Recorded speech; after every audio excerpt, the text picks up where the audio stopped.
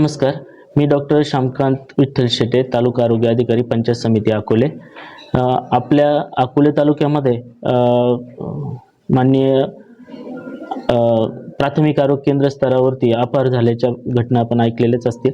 त्यामध्ये माननीय मुख्य कार्यकारी अधिकारी श्री आनंद भंडारी साहेब यांनी तालुका आरोग्य अधिकारी यांच्या नावे 15/11/2025 त्यांचं पत्र प्राप्त झालं. त्यानुसार चौकशी समितीच्या अहवालानुसार मंदार पावडे यांनी 1,44,06,943 रुपयाचा अपहार केल्याचं चौकशी समितीच्या निदर्शनास आलं. त्यानंतर देशमुख भीमाशंकर प्राथमिक आरोग्य केंद्र मविशी कनिष्ठ सहाय्यक यांनी 73,205 रुपयाचा अपहार केल्याचं चौकशी समितीच्या निदर्शनास आलं. तसेच युवराज दगळे यांनी 5,48,202 व लोंढे बाळासाहेब 3,35,715 अशी एकूण 2,25,91,063 रुपयाचा अपहार झाल्याचं चौकशी समितीच्या निदर्शनास आलं. ही चौकशी समिती जानेवारी 2025 रोजी स्थापन करण्यात आली. माननीय मुख्य कार्यकारी अधिकारी यांच्या आदेशाने चौकशी समितीने सदरच्या 8 महिन्याच्या कालावधीमध्ये सखोल तपासणी करून यामध्ये ज्या कर्मचाऱ्यांनी अपहार केलेला आहे त्या कर्मचाऱ्यांना नोटीस बजावण्यात आली, ज्यामध्ये संशयित अपहारही आढळून आलेला होता. परंतु संशयित अपहार असा की ज्या कर्मचाऱ्यांनी पेमेंट काढलेलं आहे परंतु त्याची कागदपत्र कोणती आढळून आलेली नव्हती तिथे चौकशी समितीच्या प्रथम दर्शनी. परंतु सदर कर्मचाऱ्यांनी ती कागदपत्रे व सखोल पुरावा त्यांच्याकडे सादर केल्यानंतर त्यांना त्या अपहाराच्या याच्यातनं वगळण्यात आलं. एकूण जो अपहार झालेला होता त्यापैकी श्री मंदार पावडे, श्री देशमुख, भीमाशंकर, दगडे व लोंढे या चारही इस्मांनी पैसे शासन दरबारी भरलेले नव्हते. त्यामुळे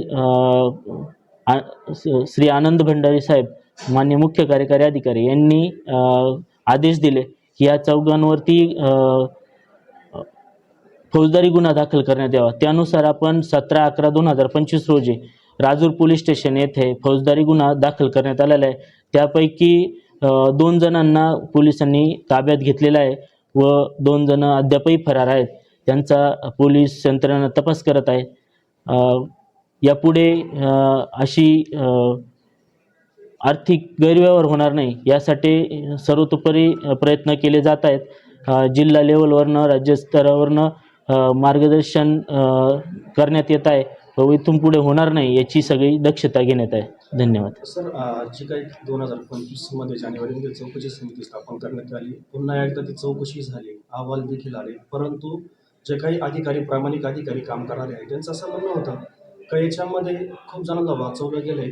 2.25 कोटीचा गुन्हा दाखल झाला आहे, परंतु 4 ते 4.5 कोटीच्या जवळपास हा अपहार झाल्याचा असं चर्चा सुरू प्राथमिक. नाही, बरोबर आहे तुमचं.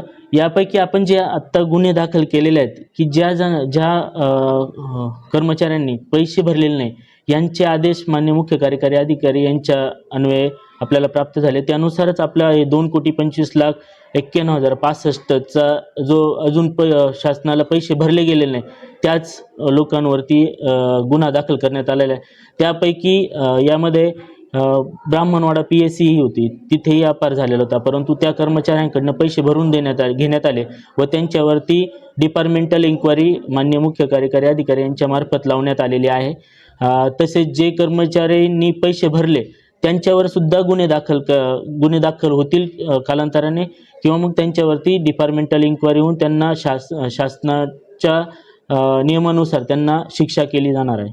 ज्यांनी अपहार केला त्यांच्याकडून तुम्ही पैसे भरून घेतले, हे शासनाची एक फसवणूकच आहे.